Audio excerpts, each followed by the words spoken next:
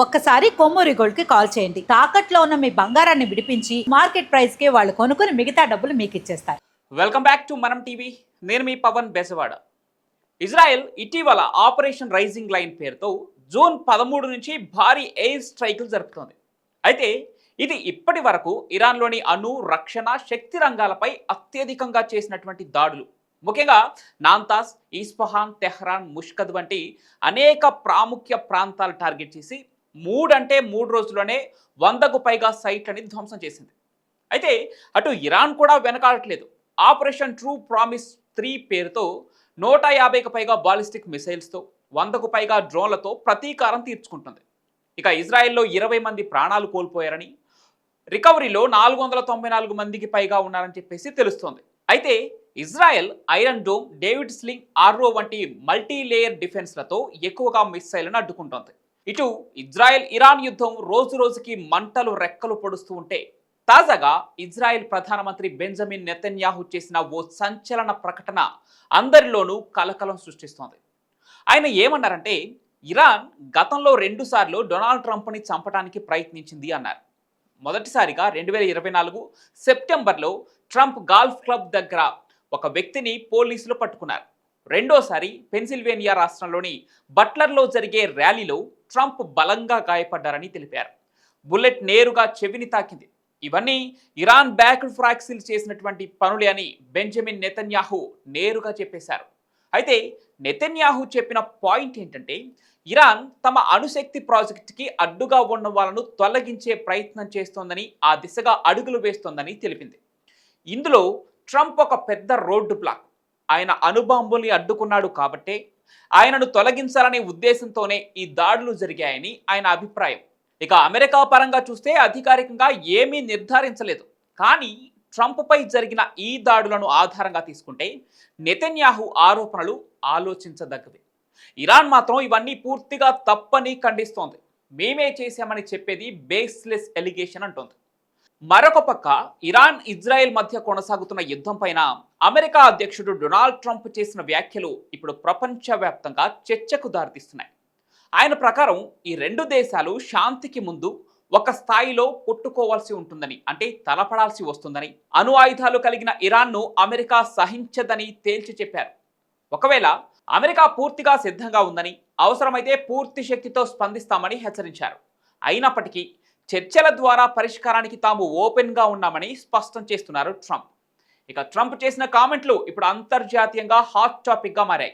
Iran Israel వర్గాలు తలపడి కొట్టుకుంటున్నా నేను అనుకుంటే ఈ యుద్ధాన్ని ఆపేయగలను అనేది ట్రంప్ స్టేట్మెంట్లో అసలైన అర్థం.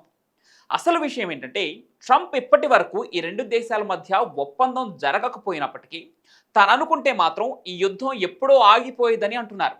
అంతేకాదు, ఇప్పుడు కూడా వాళ్ళిద్దరూ ఒప్పందం చేసుకునే ఛాన్స్ ఉందంటూ చెప్పుకొస్తున్నారు ట్రంప్. కొంతమందికి ఇది ఓ పొలిటికల్ స్టంట్లా అనిపిస్తుంది. అయితే ట్రంప్ మాటల్లోనే మరో ఆసక్తికరమైన అంశం కూడా ఉంది.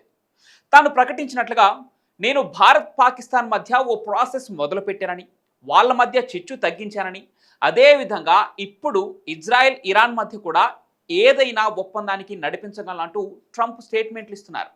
ఇందులోని అర్థం ఏంటంటే, నా డిప్లొమసీ స్కిల్స్ ద్వారా గొడవలు తగ్గించగలనన్న నమ్మకం ఉంది అని ట్రంప్ అంటున్నారు. ఇక భారత్ పాక్ మధ్య కుర్చీలు పడుతున్న టైంలో కూడా తానే మధ్యవర్తిగా కొన్ని సవరణలు తీసుకొచ్చినట్లు కూడా చెప్పడం ద్వారా తన అంతర్జాతీయ ప్రమేయాన్ని ముందుకు తీసుకొస్తున్నారు ట్రంప్. ప్రస్తుతం జరుగుతున్న యుద్ధం పెద్దల పంచాయతీలా లేదు. ఇది అణుబాంబుల దాకా వెళ్ళి ప్రమాదం కలిగినటువంటి మిడిల్ ఈస్ట్ గొడవ. అయినా కూడా ట్రంప్ నేనుంటే శాంతి తీసుకురాగలను, ఒప్పందం సాధ్యమే అంటూ చెప్పినటువంటి మాటలు ఇప్పుడు ప్రపంచ మీడియా అంతా చెవులు కొరుక్కుంటూ వింటుంది. ప్రత్యేకంగా భారత ప్రజలు ఈ వ్యాఖ్యలపై స్పందిస్తున్నారు. మా విషయం మళ్ళీ ఎందుకు లాగారు ట్రంప్ అంటూ జోక్స్ వేస్తున్నారు కూడా. కానీ అంతకు మించిన విషయం, ఇజ్రాయెల్ ఇరాన్ దెబ్బలకు మధ్య ఒక అమెరికా అధ్యక్షుడు తనను మధ్యవర్తిగా ప్రామాణికంగా చూపించుకోవాలనుకుంటున్నారు. చూడాలి ఏం జరగబోతోందో. ఇక ఇరాన్ ఇజ్రాయెల్ యుద్ధం మిడిల్ ఈస్ట్నే కాదు, ప్రపంచాన్ని కుదిపేస్తోంది. ఈ యుద్ధంపై ప్రపంచ దేశాలు ఒక్కొక్కటిగా స్పందిస్తున్నా సమగ్రంగా చూస్తే మాత్రం ప్రతి దేశం ఆందోళనతో పాటు శాంతి కోసం పిలుపునిస్తోంది. ఐక్యరాజ్య సమితి తన సెక్యూరిటీ కౌన్సిల్ సమావేశాల్లో ఈ 2 దేశాలపై తీవ్రమైన హెచ్చరికలు జారీ చేశాయి. యుద్ధం పెరిగితే ఇది అంతర్జాతీయ భద్రతకే ముప్పని పేర్కొంటుంది.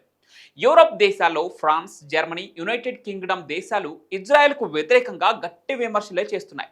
తగినంత సమర్థతతో స్పందించాలి, కానీ యుద్ధాన్ని మరింత ముదిరించే దిశగా కాకుండా చూసుకోవాలంటూ తమ ఉద్దేశాన్ని ప్రతిపాదిస్తున్నాయి ఆ దేశాలు. మరొక వైపు చైనా, రష్యా లాంటి శక్తివంతమైన దేశాలు ఇరాన్కు పూర్తిగా మద్దతు ఇవ్వకపోయినా కూడా ఇది అమెరికా, ఇజ్రాయెల్ ఆధిపత్యానికి వ్యతిరేకంగా జరుగుతున్నటువంటి గర్జన అనే లెక్చరర్లతో మౌఖికంగా మాత్రం ఇరాన్ వైపు నిలుస్తున్నట్లు కనిపిస్తోంది. గల్ఫ్ దేశాలైన Saudi Arabia, UAE, Qatar, Oman వంటివి ఈ యుద్ధంపై తీవ్ర ఆందోళన వ్యక్తం చేస్తూ ఇజ్రాయెల్ దాడులు మానుకోవాలని డిమాండ్ చేస్తున్నాయి. ఇది పాలస్తీనియుల న్యాయ పోరాటాన్ని మళ్లీ నాశనం చేస్తోందని, అంతేకాకుండా ముస్లింల ప్రపంచానికే ఇది ఓ నీచమైన హెచ్చరిక అంటున్నాయి. జపాన్, కెనడా, ఆస్ట్రేలియా లాంటి దేశాలు కూడా ఈ యుద్ధాన్ని ఖండిస్తున్నాయి. డిప్లొమసీ ద్వారానే పరిష్కారం సాధ్యమవుతుంది అనే వాదనను బలంగా వినిపిస్తున్నాయి.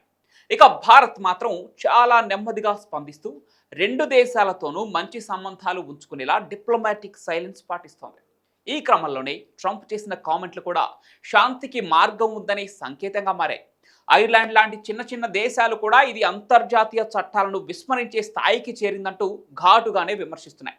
మొత్తంగా చెప్పాలంటే ఈ యుద్ధం ఒక ఇరాన్, ఇజ్రాయెల్ సమస్య కాదు, ఇది ఒక ప్రపంచ రాజకీయ సంక్షోభంగా మారిపోయింది. అందుకే ప్రపంచ దేశాల అత్యధిక భాగం ప్రస్తుతం ఏ విధమైన మిలిటరీ మద్దతు కంటే కూడా రాజకీయ ఒత్తిడితోనే ఈ సమస్యను తీర్చేందుకు ప్రయత్నిస్తున్నాయి. శాంతి కోసం చర్చలే మార్గమని పెద్దపీట వేస్తున్న ఈ దేశాలు మరోవైపు ఇజ్రాయెల్, ఇరాన్ లాంటి హార్డ్లైన్ ప్రభుత్వాలు మాత్రం తమ ఉనికి కోసం చివరి వరకు తలపడతామని సంకేతాలు ఇస్తున్నాయి. ఇది చర్చలతో ముగుస్తుందా, లేక పెద్ద స్థాయిలో మూడవ ప్రపంచ యుద్ధానికి నాంది అవుతుందా అన్నదే ఇప్పుడు అందరి మధ్యలో ప్రశ్న.